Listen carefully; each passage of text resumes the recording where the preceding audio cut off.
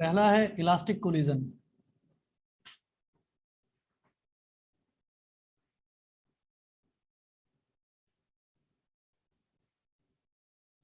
पहला है elastic collision. Elastic का मतलब क्या है वैसे ही समझ लो, ताकि कंफ्यूजन ना रहे कभी भी। इलास्टिक का मतलब ये होता है कि जैसे मान लीजिए कोई इलास्टिक है, उसको मैंने खींचा, खींच कर छोड़ा, वो वापस अपनी ओरिजिनल शेप में आ गई। ये इलास्टिक का बेसिक मतलब है, हम जो समझते हैं।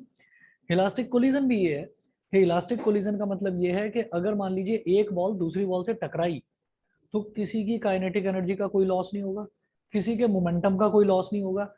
भाई अगर वो 5 मीटर पर सेकंड की स्पीड से ऐसी आ रही थी और दूसरी वाली 5 मीटर पर सेकंड या चलो 10 मीटर पर सेकंड की स्पीड से ऐसी आ रही थी, तो दोनों अपनी वेलोसिटीज इंटरचेंज कर लेंगे। उसकी वेलोसिटी 10 हो जाएगी, उसकी वेलोसिटी 5 हो जाएगी। आइडियली, प्रैक्टिकली ये पॉसिबल नहीं है। प्रैक्टिकली ये पॉसिबल नहीं है। ये थ्योरेटिकल कंसेप्ट है इलास्टिक कोलिजन। कोई भी चीज जब दूसरी चीज से टकराती है तो एनर्जी का लॉस होता ही होता है। इलास्टिक कोलिजन एक थ्योरेटिकल कंसेप्ट है। लॉस उसमें ये बताते हैं कि उसमें काइनेटिक एनर्जी का कोई लॉस हुआ ही नहीं। नोट करें, elastic collision, if there is no loss of kinetic energy during a collision, if there is no loss of kinetic energy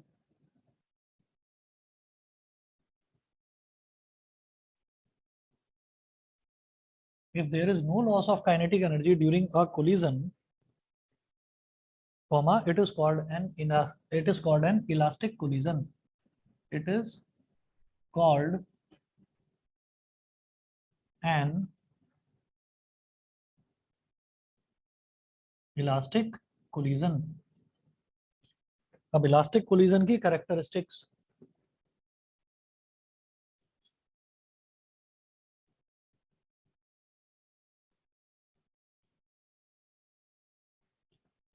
characteristics, first है the momentum is conserved, second है total energy is conserved,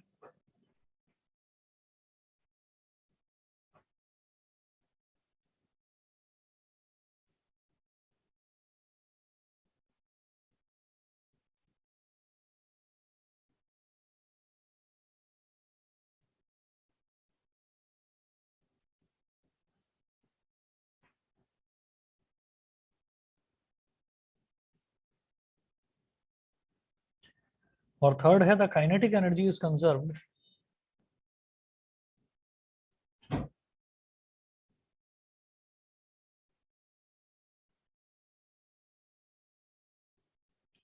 fourth है forces involved during collision are conservative. Forces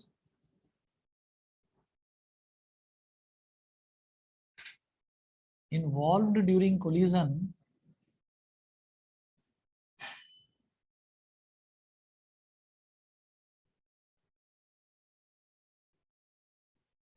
are conservative. Fifth है mechanical energy is not converted into heat, light, sound, etc. Mechanical energy is not converted. Mechanical energy is not converted into heat, sound, light, etc. ठीक है, पहला तो देखिए momentum is conserve. वो कोई भी collision हो, इलास्टिक, इन इलास्टिक, कैसा भी हो, मोमेंटम तो हमेशा कंजर्व रहता है। ठीक है, फिजिकल प्रॉपर्टी ऑफ मैटर है ये, मोमेंटम कंजर्व रहेगा। दूसरा, टोटल एनर्जी हमेशा कंजर्व रहेगी। ठीक है, वो उसमें कोई दो राय नहीं, वो हम पहले ही कर चुके हैं। लेकिन ये जो तीसरा है ये इंपॉर्टेंट है, the kinetic energy is conserve. Kinetic energy का लॉस कहीं ना कहीं होता जरूर है। ठीक है, तो इलास्टिक कोलिजन में ये एक इंपॉर्टेंट चीज है, kinetic energy is conserve. Forces involve during collision are conservative. ठीक है, फोर्सेज जो इन्वॉल्व है वो भी कंजर्वेटिव होंगी। पांचवा जो है mechanical energy is not converted into heat, sound, light, etcetera. देखा है कोई ऐसा सिस्टम, कोई इंजन देखा है, कोई मशीन ऐसी देखी है जिसमें आवाज ही ना हो, हीट जनरेट होगी। ठीक है, ये फैन भी चल रहा है, इस फैन को बंद करो और इसके आप ड्रम को टच करोगे ना, ये फैन भी गर्म मिलेगा आपको। तो कुछ ना कुछ हीट में लॉस हुआ है इलेक्ट्रिकल एनर्जी का। ठीक है, ये फैन भी हल्की फुल्की आवाज करेगा जिसको आप सुन सकते हो। ठीक, तो हम ये कहेंगे कोई भी सिस्टम हो, कैसा भी सिस्टम हो, उसमें हीट का, साउंड का, इनका लॉस होता जरूर है। तो इसका मतलब ये आइडियल सिस्टम की बात कर रहे हैं। आइडियल मतलब जो कि सिर्फ हमारे ख्यालों में है, जो हम सोच सकते हैं। तो इसका एग्जाम्पल नोट करिए। एग्जाम्पल है कोलिजन बिटवीन सब एटॉमिक पार्टिकल्स। कोलिजन बिटवीन सब atomic particles.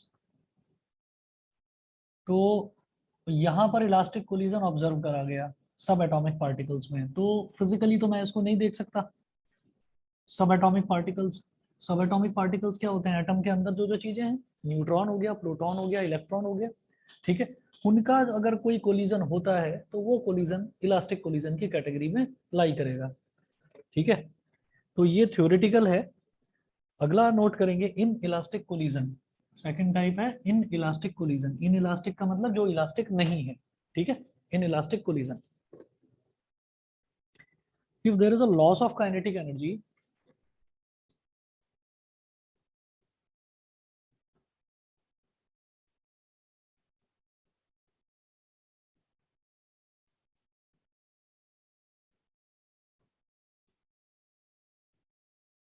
if there is a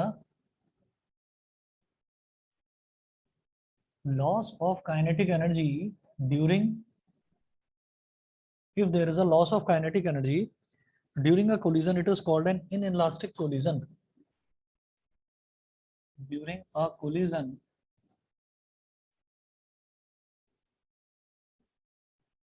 it is called an, it is called an inelastic collision. It is called an inelastic collision. इसकी characteristics note करें।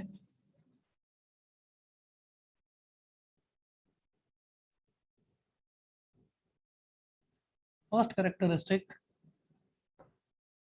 The momentum is conserved, total energy is conserved. ये तो हमेशा रहेगा ही रहेगा।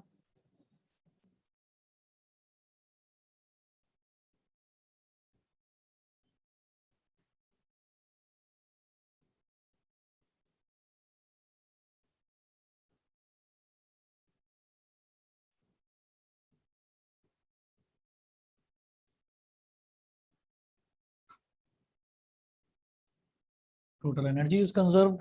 Third है the kinetic energy is not conserved.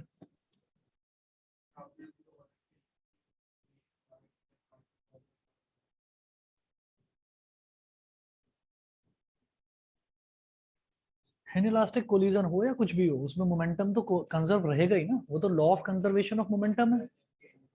Total energy हमेशा कंजर्व रहेगी, ठीक है। काइनेटिक एनर्जी कंजर्व नहीं है। लॉस होएगा लेकिन लिखा गया है टोटल एनर्जी। तो टोटल एनर्जी क्या हो गया? सम ऑफ ऑल एनर्जीज, ठीक है। तो अगर मान लीजिए एक एनर्जी का लॉस होता है और वो हीट की फॉर्म में लॉस होता है, तो वो हीट भी उसमें ऐड करो, ठीक है। तो हम ये कहेंगे जितनी भी एनर्जीज हैं उन सबका जो एडिशन है वो तो कंजर्व रहेगा, ठीक है। और वो सारा का सारा इस यूनिवर्स में ही मौजूद है कि जो भी एनर्जी है वो एक फॉर्म से दूसरे फॉर्म में ट्रांसफॉर्म होती है, उसमें किसी तरीके का कोई लॉस नहीं होता। टोटल एनर्जी की बात कर रहे हैं। Kinetic energy is not conserved. क्यों? कोई भी ऑब्जेक्ट चल रहा है भाई, उसकी वेलोसिटी तो चेंज होगी। जब वेलोसिटी चेंज होगी तो काइनेटिक एनर्जी चेंज होगी। काइनेटिक एनर्जी चेंज होगी तो फिर मैं ये थोड़ी कह सकता हूँ कि वो कांस्टेंट है। समझ गए? हाँ। उसके बाद फोर्थ, इसी के जैसा जैसे यहाँ पर था, forces involve during a collision are conservative. Conservative हैं, लेकिन यहाँ पर क्या है? यहाँ पर जरूरी नहीं है कि वो कंजर्वेटिव हो। नोट करो, some or all of the forces involved, some or all of the,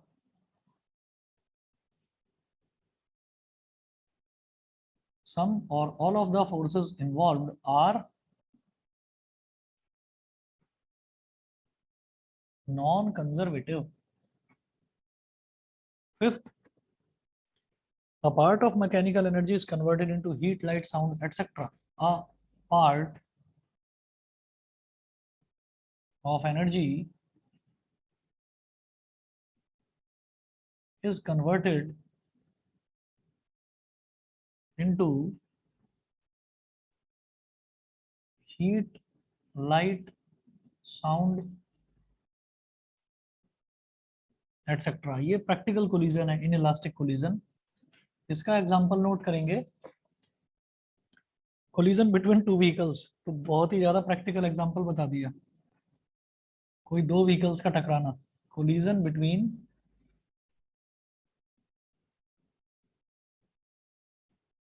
to vehicles, ठीक है। चलिए जी, inelastic collision, elastic collision, उसके बाद नोट करें perfectly inelastic collision.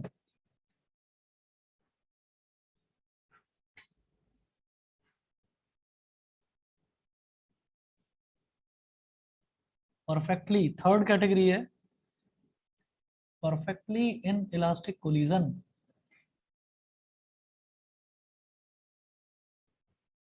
Elastic collision देखिए ऐसा होता है, इलास्टिक कोलिजन में मैंने ये बोला कि कोई भी तो जो दो ऑब्जेक्ट्स हैं वो टकराए, और टकराने के बाद उनकी वेलोसिटीज इंटरचेंज हो गई, ठीक है। कि एक बॉल आई 5 मीटर पर सेकंड की स्पीड से, दूसरी आई 10 मीटर पर सेकंड की स्पीड से, दोनों ने एक दूसरे को अपनी एनर्जी ट्रांसफर कर दी। 5 वाली तो अब चलेगी उल्टी डायरेक्शन में 10 की स्पीड से, और 10 वाली चलेगी उल्टी डायरेक्शन में 5 वाले की स्पीड से। दोनों की जो वेलोसिटीज हैं वो इंटरचेंज हो गई, ठीक। ये तो होता है elastic collision. Inelastic collision में हम ये कहेंगे कि वो ज्यादा दूर तक चलेंगी नहीं, वो टकरा जाएंगी। जैसे गाड़ियां ही हैं, गाड़ियों की अगर टक्कर हो गई तो ऐसा थोड़ी है कि वो इधर वाली जो गाड़ी है वो टकरा के उल्टी डायरेक्शन में चलने लगे उसकी पहले वाले की स्पीड से, ऐसा तो नहीं होता ना। वो जरा सा चलेगी, ऐसी दूसरी वाली जरा सा चलेगी टकराने के बाद, और ऐसा भी नहीं होता कि टकराए तो वो मैग्नेट की तरह चिपक ही गई, ऐसा भी नहीं होता, ठीक। अगेन ये वाला जो है, सुनने में और समझने में लगेगा कि ये बिल्कुल वैसा बेवकूफों वाला है कोलिजन, लेकिन ऐसा है नहीं। परफेक्टली इनइलास्टिक कोलिजन का मतलब ये है कि कोई चीज किसी दूसरी चीज से टकराई और टकराने के बाद चिपक गई, ठीक है, उसको परफेक्टली इनइलास्टिक कोलिजन बोलते हैं। इन इलास्टिक मतलब इलास्टिक का उल्टा। इलास्टिक का मतलब क्या, टकरा के बाउंस बैक हो जाना, वो तो इलास्टिसिटी हो गई। इनइलास्टिक का मतलब क्या है कि टकरा कर बाउंस बैक ना होना। तो एक होता है इनइलास्टिक, यानी कि जैसे व्हीकल्स का एग्जांपल लिया, टकराएंगे, बाउंस बैक जरा से होंगे, जरा सी एक कार खिसकेगी, जरा सी दूसरी कार खिसकेगी जब टक्कर लगेगी उनकी, ठीक है। तो इसलिए उसको इनइलास्टिक बोल दिया, तो वो प्रैक्टिकल है। लेकिन एक है परफेक्टली इनइलास्टिक, है ये भी प्रैक्टिकल, अभी एग्जांपल दूंगा तो समझ में आएगा। देखिए नोट करें, if two bodies stick together after the collision, if two bodies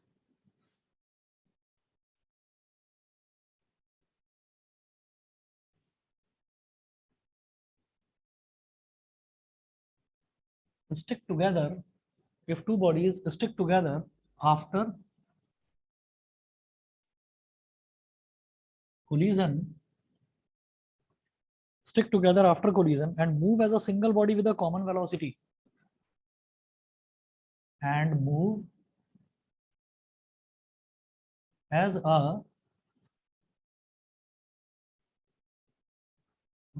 single body with a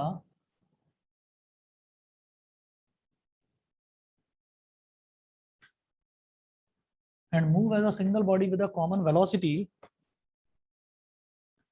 then the collision is said to be perfectly inelastic collision. Then the collision is said to be perfectly inelastic collision.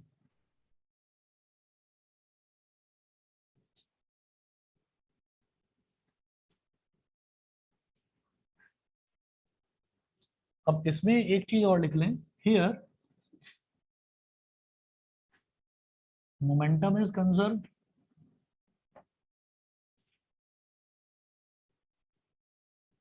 but the loss of kinetic energy is maximum. Kinetic energy conserve बस elastic collision के case में रहेगी, यहाँ पर kinetic energy change होगी, change होगी तो इसका मतलब कुछ लॉस होगा उसका, और जब लॉस होगा तो लॉस इस केस में मैक्सिमम होगा, एग्जाम्पल लिखें इसका,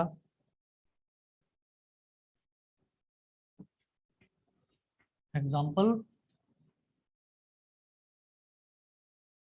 मड और cow dung cakes thrown on a wall. हाँ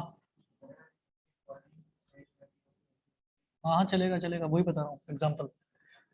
कई बार आपने देखा होगा जो उपले बनाते हैं, गोबर के जो उपले बनाए जाते हैं, काउडंग के केक्स, तो उसमें क्या करते हैं कि उसको बनाकर दीवार पर ऐसे फेंक देते हैं, तो वो दीवार पर फेंक देते हैं, वो दीवार पर चिपक जाते हैं। तो यहाँ पर दो बॉडीज में कोलिजन हो रहा है, किस किस में? एक तो वो जो काउडंग का पीस है उसमें, और दूसरा वॉल में। वॉल की वेलोसिटी तो जीरो है, लेकिन है तो वॉल एक बॉडी ना। काउडंग उसकी वेलोसिटी मैक्सिमम है, तो उसको बड़ी ताकत से फेंका गया। तो वो काइनेटिक एनर्जी उसकी खूब अच्छी थी, ठीक ठाक काइनेटिक एनर्जी थी।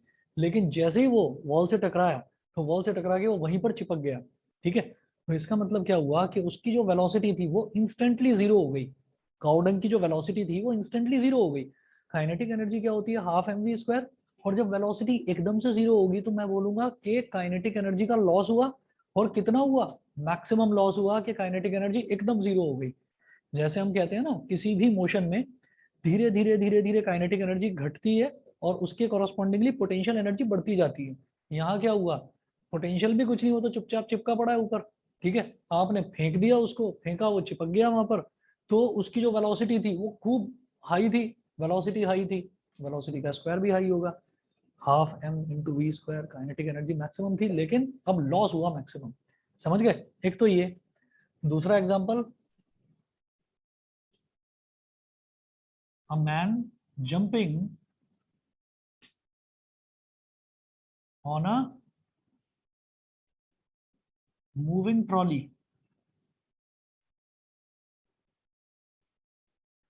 a man jumping on a moving trolley। ठीक है, एक चीज तो बड़ी खतरनाक हो जाएगी इसमें, कि सोचो कि ट्रॉली सामने से आ रही है, एक आदमी चुपचाप ऐसे खड़ा हुआ है, वो वैसे ही कूद जाए कि मैं उस ट्रॉली में बैठूंगा तो गिरेगा मुंह के बल। ठीक है, ये तो बड़ा मुश्किल काम है। दूसरा काम क्या होता है, एक ट्रॉली आगे जा रही है, वो एक आदमी आता है पीछे से भागा हुआ आता है, तो वो जो पीछे से भागा हुआ आता है वो ट्रॉली को पकड़ेगा और फिर कूद के बैठ जाएगा उसके अंदर, तो ये थोड़ा सा फिर भी सेफ है। ठीक है, चलती हुई बस में भी कई बच्चे चढ़ जाते हैं, तो वो वही वाला एग्जांपल है एक तरह से। तो इस केस में हम ये कहेंगे कि जैसे वो आदमी आ रहा है पीछे से दौड़ता हुआ, तो उसकी वेलोसिटी उस ट्रॉली से तो ज्यादा ही होगी, तेजी से दौड़ता हुआ आ रहा होगा। तो सोच कर बताओ, है ना? तो इस केस में भी उसकी काइनेटिक एनर्जी का लॉस जो है वो मैक्सिमम हुआ है। क्यों? क्योंकि जैसे ही वो कूद गया उस ट्रॉली के अंदर, तो उसकी काइनेटिक एनर्जी तो खत्म हुई बंदे की।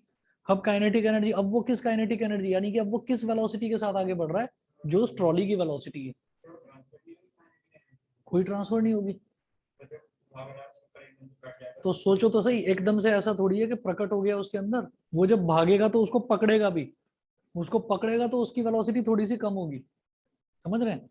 अगर हम भागते हुए बस को पकड़ रहे हैं तो बस की भी वेलोसिटी चाहे वो माइक्रोमीटर पर सेकंड कम हो रही हो, लेकिन कम होती है। ठीक है, समझ रहे हैं कि नहीं? ये बस का ड्राइवर बता सकता है कि भाई जैसे जैसे जैसे जैसे बस का वजन बढ़ता जाता है उसको चलाने में तकलीफ होती है। ऐसा तो है नहीं ना कि वो पेडल मारकर चला रहा है, पर वो फील कर सकता है कि बस को थोड़ा सा ना लोड महसूस हो रहा है। ठीक है, तो ये चीज है कि वो एकदम से ऐसा नहीं है कि ऊपर आकर एकदम से किसी ने उसको इंस्टॉल कर दिया वहां पर, वो पीछे से दौड़ा हुआ आया है, तो वो थोड़ा सा उसको पकड़ेगा भी, फिर बैठेगा। सभी को क्लियर है? भाई ऑनलाइन वाले बच्चे बताएं। अरे ऑनलाइन वाले सो गए क्या? Yes sir. कोई नो? Yes sir. अभिनव, चलो अभिनव तो जागा हुआ। Rudransh, Shivansh? Yes sir, clear है। चलिए ठीक है जी। ये रुद्रांश का नहीं पता चल रहा किधर है। नहीं सर, क्लियर है वो। चलिए चलिए, ओके, आज माइक काम कर रहा है तुम्हारा। चलो जी, तो ये हो गया हमारा परफेक्टली इन इलास्टिक कोलिजन। अब देखो स्कूल वाले मनमर्जी करें तो मैं कह नहीं सकता, लेकिन एमसीक्यूज में ये वाले क्वेश्चंस जो है ना, ये बड़े इंपॉर्टेंट है, ये आएंगे। जैसे मान लो एक सबसे इंपॉर्टेंट चीज इसमें ये है कि loss of kinetic energy is maximum. ये मान लो तीन चार तरीके की वो कोलिजन दे दें और आपसे पूछा जाए कि सही ऑप्शन क्या है। ठीक है, तो इसमें क्वेश्चन बन सकता है एमसीक्यू। अगला दिखेंगे, जैसे ये परफेक्टली इनइलास्टिक कोलिजन था, अगला लिखेंगे सुपर इलास्टिक और explosive collision. Super elastic,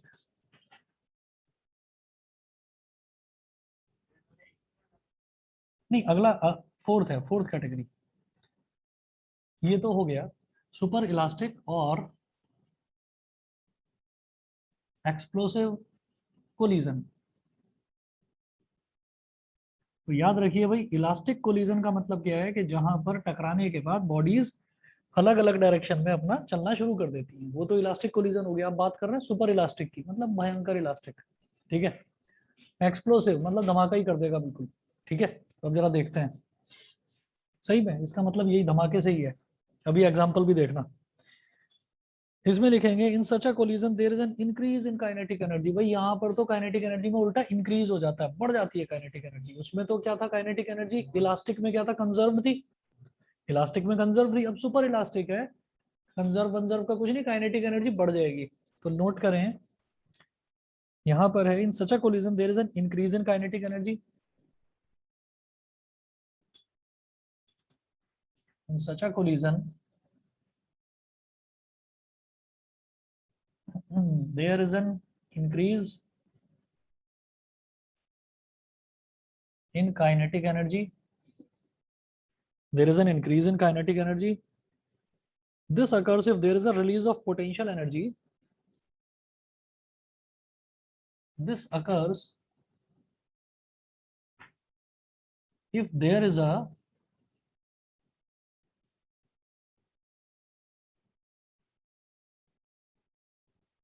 release of potential energy on an impact.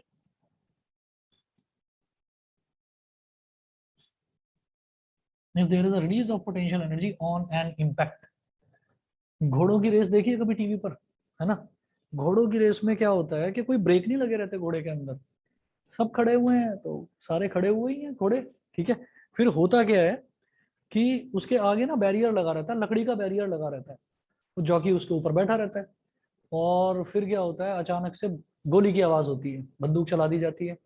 तो जैसे ही गोली की आवाज होती है वो बेचारे घबराहट में दौड़ते हैं, उन्हें नहीं पता कि हम रेस में पार्टिसिपेट कर रहे हैं, हमें जीतना है क्या है, उन्हें नहीं पता। वो घबराहट में दौड़ना शुरू करते हैं, एक दूसरे को देखकर उनको लगता है कि यार ये भी दौड़ रहा है, मैं भी दौड़ रहा हूँ, दौड़ो भागो। गोली की आवाज से घबराहट में वो भागते हैं। तो वो क्या है, वो एक इम्पैक्ट है। वो एक इम्पैक्ट है कि जैसे ही गन फायर हुआ तो एकदम से घोड़ों ने दौड़ना शुरू कर दिया।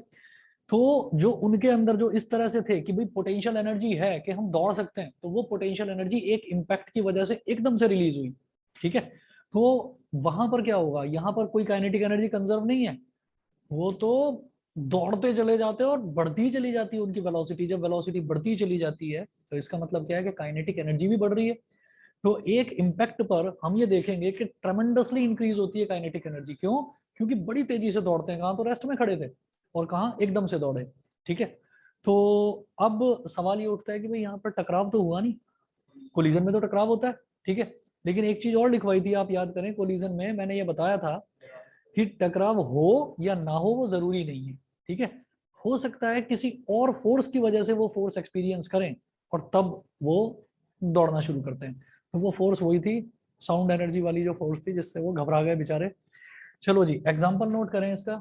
और भी एग्जाम्पल है, वो आप वैसे समझ ही जाओगे अभी एक डेढ़ महीने में। Bursting of a cracker when it hits the floor forcefully. ठीक है, वो एक डेढ़ महीने में आने वाली है ना दिवाली। तो वो जो पटाखा नहीं होता, वो जिसको ऐसे ही वो सामने बच्चा खड़ा रहता है, हाथ में होता है, पता ही नहीं चलता। तेरे को जादू दिखाता हूँ, वो फूक मार के मारते हैं ना, वो डर जाता है सामने वाला बच्चा। अरे खेला होगा खूब। क्या, ये भी नहीं खेला? अरे वो छोटे छोटे पटाखे आते हैं, उनको जमीन पर मारते हैं, फूटते हैं बड़ी जोर से। दैट्स वाई इसका नाम एक्सप्लोसिव कोलिजन है।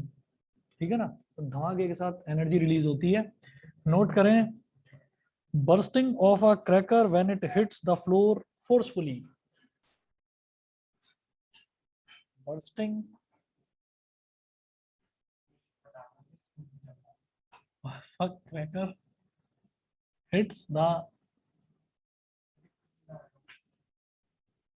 अभी रुको, when it hits the floor forcefully.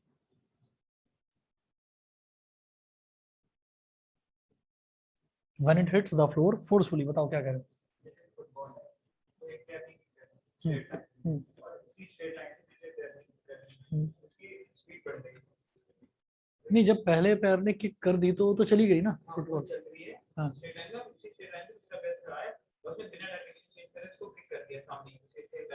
अच्छा अच्छा। हाँ।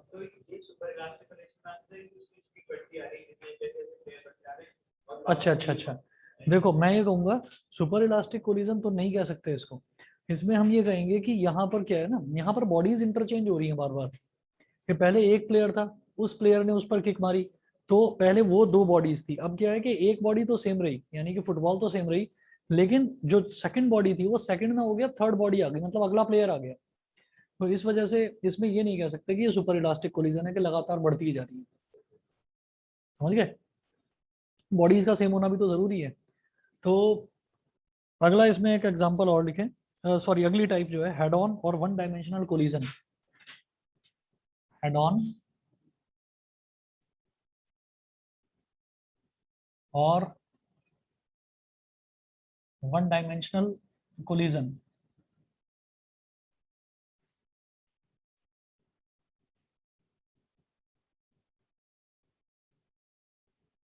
Head on or one dimensional collision, it is the collision in which the colliding bodies, it is the collision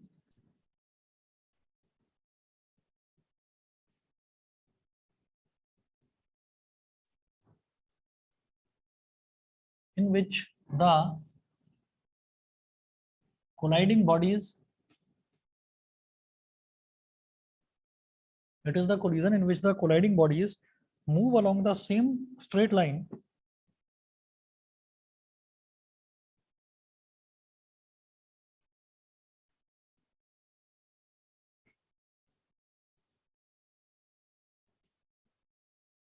move along the same straight line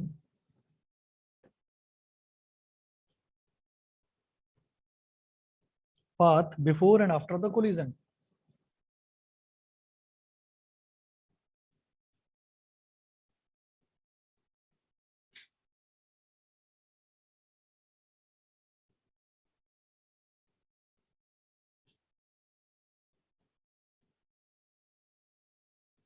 हमने कोई wheel लिया, पहिया लिया, गांव में बच्चे खेलते हैं ना, पहिया लेते हैं, डंडा ले लेते हैं, उसको पहिए को ऐसे चलाते रहते हैं, बड़ा फन हो जाता है। ठीक। तो वो जो पहिया लिया हमने, अब हमने जो हमारे पास एनर्जी थी हमने वो उसको ट्रांसफर कर दी, थोड़ा सा ऐसे हिट करा उसको डंडे से, फिर हमने दौड़ना शुरू करा। हम दौड़ते गए, वो पहिया धीरे धीरे धीरे धीरे उसकी स्पीड कम हुई, हमने फिर मारा, वो फिर चलना शुरू हुआ। तो this is called head on collision, जहां पर टकराने के बाद दो बॉडीज जो है वो सेम डायरेक्शन में चलती रहे चलती रहे चलती रहे। ठीक है। तो ये एक एग्जांपल हो गया हेड ऑन कोलिजन का। हेड ऑन कोलिजन मतलब आपको सेम स्ट्रेट लाइन में ही चलना है, ऐसा नहीं है कि टकराने के बाद कोई बॉडी कहीं जा रही है कोई बॉडी कहीं जा रही है, वो ना हो। इसका एक एग्जांपल रेलवे कंपार्टमेंट्स का भी है कि इंजन जो है वो अकेला एक फोर्स लगाता है और उसके साथ बहुत सारे कंपार्टमेंट्स कनेक्टेड हैं। तो वो फोर्स लगा रहा है और जिस डायरेक्शन में वो चल रहा है उसी डायरेक्शन में बाकी के सारे कंपार्टमेंट्स भी उससे जुड़े हुए हैं तो चल रहे हैं। और बीच में जब थोड़ा बहुत वो रुकते हैं तो बीच में थोड़ा बहुत, चाहे आगे कर लो, चाहिए प्रॉब्लम है क्या? नहीं। तो जो है वो धीरे धीरे आपस में वो टकराते भी हैं। चलते चलने के दौरान जब ट्रेन चलती है तो उसके कंपार्टमेंट्स आपस में टकराते भी रहते हैं, उसके बीच में आवाजें भी आती हैं। ठीक है। लेकिन चलते एक ही डायरेक्शन में क्योंकि कनेक्टेड है। तो इसको हेड ऑन कोलिजन बोलते हैं, जब दोनों की दोनों बॉडीज या तीन बॉडी या चार बॉडी या 10 बॉडी जब वो टकराएं और टकराने के बाद सेम स्ट्रेट लाइन पाथ जो है वो फॉलो करती रहे। ठीक है। तो इसमें एग्जांपल नोट कर लो। Collision,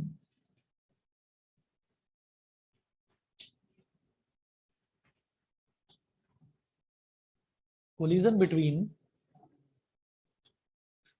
to railway compartments, collision between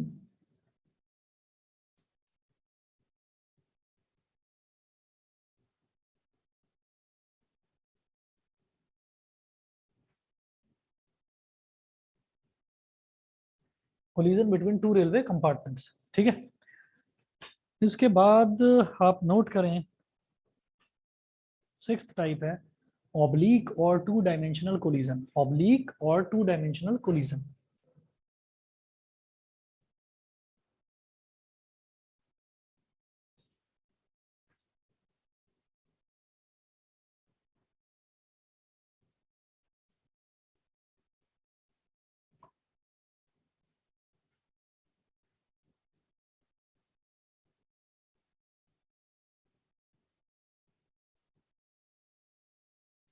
oblique or two dimensional collision, इसमें लिखें if two bodies do not move along the same straight line path,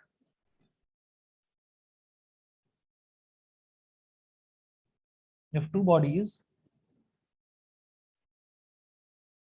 do not move along, if two bodies do not move along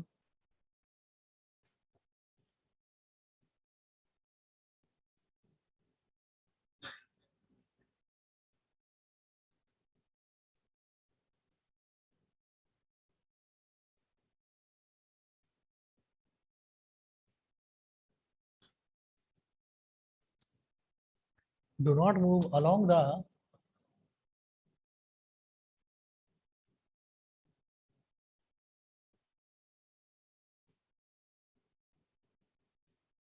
the same straight line path, if two bodies do not move along the same straight line path but lie in the same plane before and after the collision,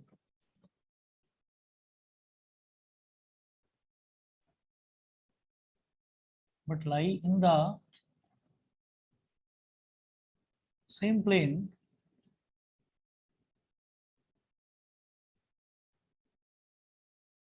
before and after the collision,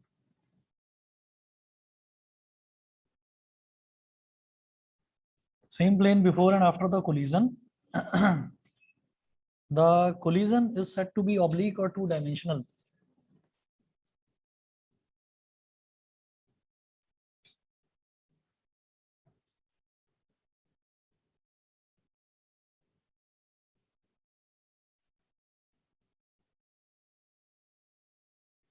Oblique or two dimensional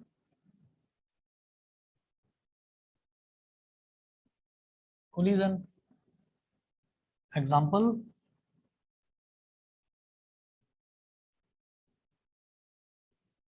collision between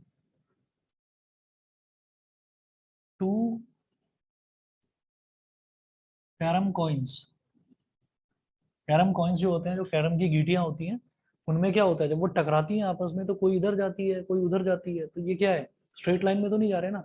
हाँ, हम चाहेंगे, कुछ होते हैं ना खिलाड़ी, बिल्कुल same straight line में पहुंचा देते हैं उसको। ठीक, मैं वैसी बात कर रहा हूँ कि हमने ऐसे ही स्ट्राइक कर दिया, तो स्ट्राइकर जब उसको मारेगा तो गीटियां इधर उधर हो जाती हैं। तो जब सेम स्ट्रेट लाइन में नहीं है, एक इधर जा रही है एक इधर जा रही है, तो हम उसको ऑब्लिक बोल देते हैं। वो 6 टाइप के हो गए। पहला आपका हो गया इलास्टिक कोलिजन। इलास्टिक कोलिजन की डेफिनेशन सीधा सीधा ये याद रखना कि जिसमें हमारी काइनेटिक एनर्जी कंजर्व रहती है, सेम रहती है, उसको इलास्टिक कोलिजन बोलते हैं। जो मोमेंटम है वो हमेशा कंजर्व रहेगा, वो हर चीज में कंजर्व रहेगा। मोमेंटम, टोटल एनर्जी हमेशा कंजर्व रहेगी। उसमें जो फोर्सेस हैं वो कंजर्वेटिव होती हैं इलास्टिक कोलिजन में। और इस तरीके से जब हमने देखी इन इलास्टिक कोलिजन, तो इन इलास्टिक कोलिजन में क्या होता है, सारी की सारी चीजें सेम है, लेकिन बस एक चीज अलग है कि इन इलास्टिक कोलिजन में हमारी काइनेटिक एनर्जी जो है वो कंजर्व नहीं होती, उसमें काइनेटिक एनर्जी का लॉस होता है। उसके बाद हमने देखा था perfectly inelastic collision. Perfectly inelastic collision में क्या था कि जो लॉस ऑफ काइनेटिक एनर्जी है, लॉस ऑफ काइनेटिक एनर्जी वो मैक्सिमम होता है। फिर देखा था super elastic collision. Super elastic collision जो है, सुपर इलास्टिक कोलिजन को हम एक्सप्लोसिव कोलिजन भी बोल देते हैं, जहां पर एक इम्पैक्ट पर पोटेंशियल एनर्जी रिलीज होती है और काइनेटिक एनर्जी बड़ी तेजी से बढ़ती है, उसको हम बोल देते हैं सुपर इलास्टिक या फिर एक्सप्लोसिव कोलिजन। उसके बाद हमने अगला देखा था head on collision. Head on collision को हम वन डायमेंशनल कोलिजन भी बोलते हैं। हेड ऑन कोलिजन ये है कि जब दोनों के दोनों colliding bodies same straight line path में चलती रहे चलती रहे चलती रहे। और लास्ट जो है, लास्ट है हमारा oblique or two dimensional collision. उसमें क्या है कि जब वो सेम स्ट्रेट लाइन पाथ में ना जाए, जैसे कि कैरम कॉइंस का एग्जाम्पल। ठीक है, उसके बाद इसमें आप नोट करेंगे elastic collision in one dimension. और elastic collision in one dimension में हमें ये बताना है कि रिलेटिव वेलोसिटी का क्या कॉन्सेप्ट होता है। तो हेडिंग डालेंगे elastic collision in one dimension. Time है ना अभी, वही ऑनलाइन वालों को समझ में आ रहा है?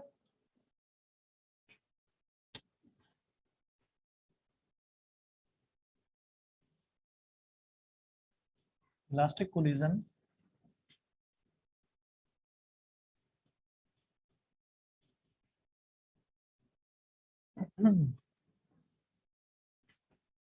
Elastic collision in one dimension.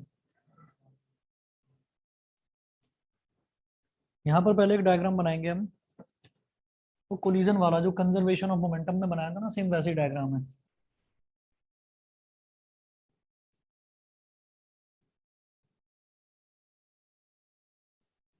एक ही ऑब्जेक्ट है, इसका मास है m1, इसका मास है m2।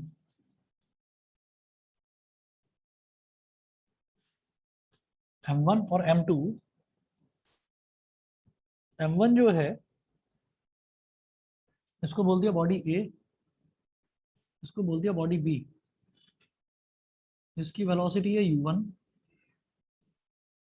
इसकी वेलोसिटी है u2। यहाँ लिखो बिफोर कोलिजन।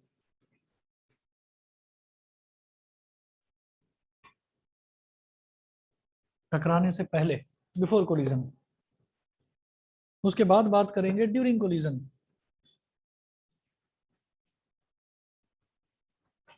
एक वो स्क्वायर ब्रैकेट बना लो।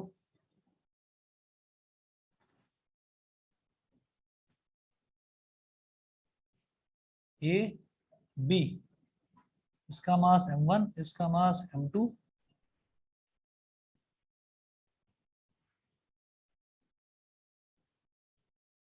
ड्यूरिंग कोलिजन, तो ये जो ड्यूरिंग कोलिजन वाला जो फेज है ना, ये आप समझ लो मिली मिली भी क्या, माइक्रो सेकंड के लिए होता है ये।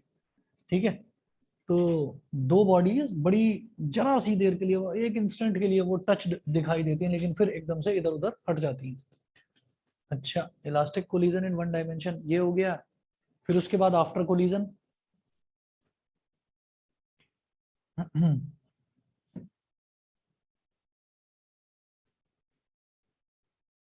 m1 ऑब्जेक्ट ए, अब इसकी वेलोसिटी हो गई v1। m2 ऑब्जेक्ट बी, और इसकी वेलोसिटी हो गई v2। ठीक है, यहां मेंशन कर दीजिए after collision.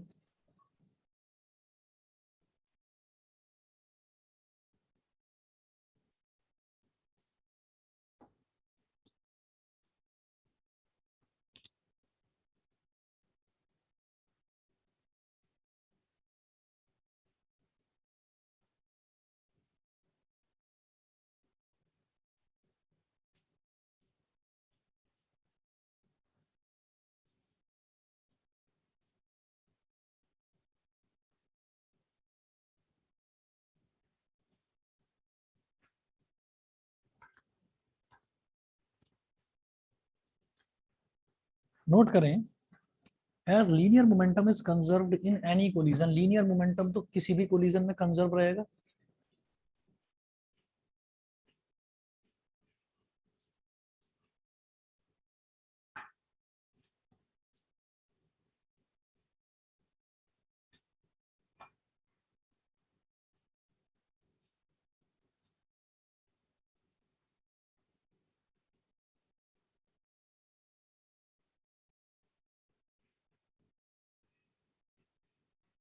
As linear momentum is conserved in any collision,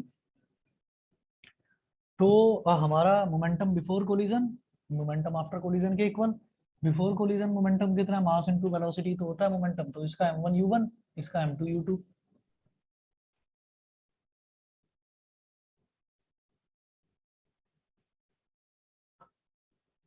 m1 v1 plus m2 v2। अब क्या करो, ये जो मास m1 वाला है ना, इसको लेफ्ट हैंड साइड में ले आओ।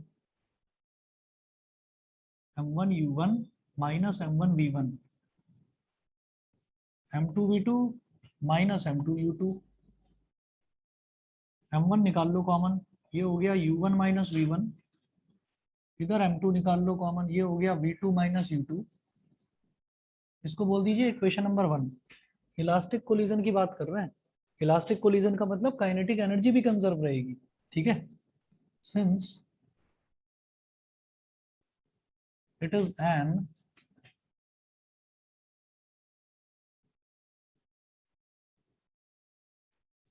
since it is an elastic collision, kinetic energy is also conserved।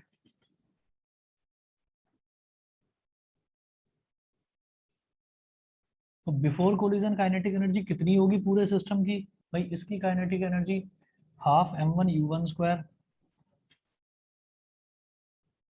Plus इसकी kinetic energy half m2u2 square.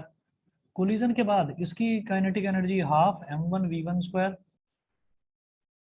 और इसकी kinetic energy half m2v2 square.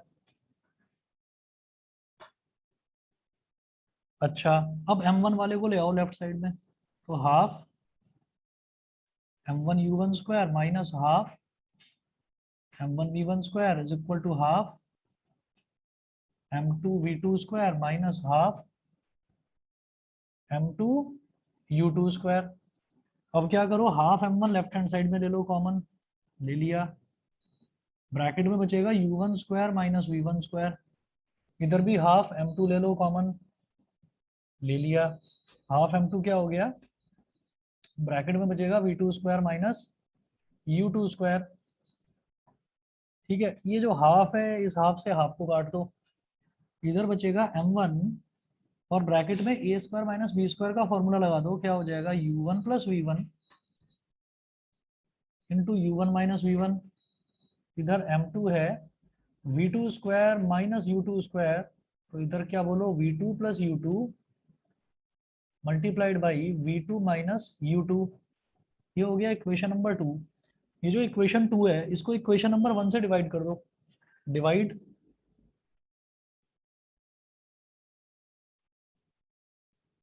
Equation 2 by equation 1।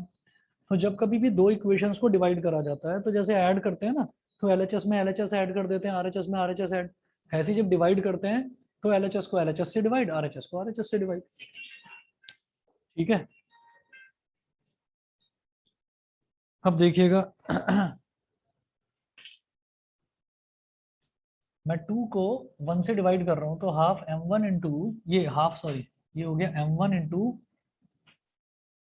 u1 plus वी1 इंटू u1 माइनस वी1 upon इसकी left hand side m1 into u1 minus वी1 is equal to RHS से RHS को divide करो, m2 into v2 plus u2 into v2 minus u2 upon उसका RHS m2 into v2 minus u2, v2 minus u2 से v2 minus u2 cut गया, m2 से m2 cut गया, u1 minus v1, u1 minus v1, m1 m1 ये cut गया। तो बेटा मेरे पास क्या आया, u1 plus v1 is equal to v2 plus u2। अब क्या करो, ये जो u वाली टर्म्स है ना, इनिशियल वेलोसिटीज वाली टर्म, इनको लेफ्ट हैंड साइड में ले आओ, तो ये क्या हो गया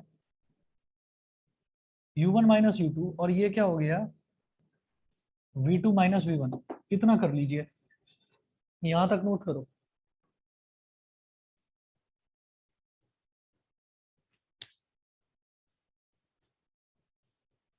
अगर मान लो आप दौड़ रहे हो 5 किलोमीटर पर आवर की स्पीड से और उसी डायरेक्शन में मैं भी दौड़ रहा हूँ, क्योंकि मैं क्या बात कर रहा हूँ, elastic collision in one dimension, तो एक ही सेम डायरेक्शन की बात कर रहे हैं, इसीलिए ये बॉडी भी ऐसे जा रही थी, ये बॉडी भी ऐसे जा रही थी, टकराने के बाद भी दोनों इसी डायरेक्शन में जा रहे हैं। ठीक है, तो ये कौन सा हो गया, ये हमारा हो गया वन डायमेंशनल मोशन वाला। ठीक है, जो फिफ्थ टाइप की बताई थी वो वाला हो गया। साथ में इलास्टिक भी है।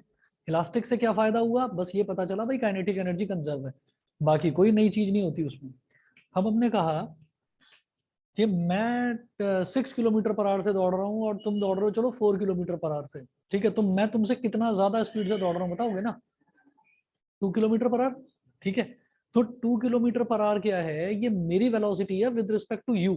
ठीक है, तो इसी तरीके से हम ये बोलेंगे u1 माइनस u2 का मतलब क्या है, relative velocity of body A with respect to body B. लिखो रिलेटिव, मैं शॉर्ट में लिख रहा हूँ, relative velocity RELVEL, relative velocity of A, क्योंकि ए है ना u1 object A, relative velocity of A with respect to B is equal to v2 minus v1 क्या होगा, relative velocity of B with respect to A. ठीक है, और एक चीज और, यहाँ पर मैं लिखना भूल गया, इधर लिखना बिफोर कोलिजन,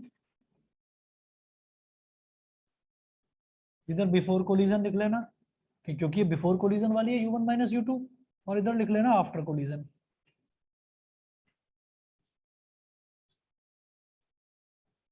बिफोर कोलिजन और आफ्टर कोलिजन, ठीक है।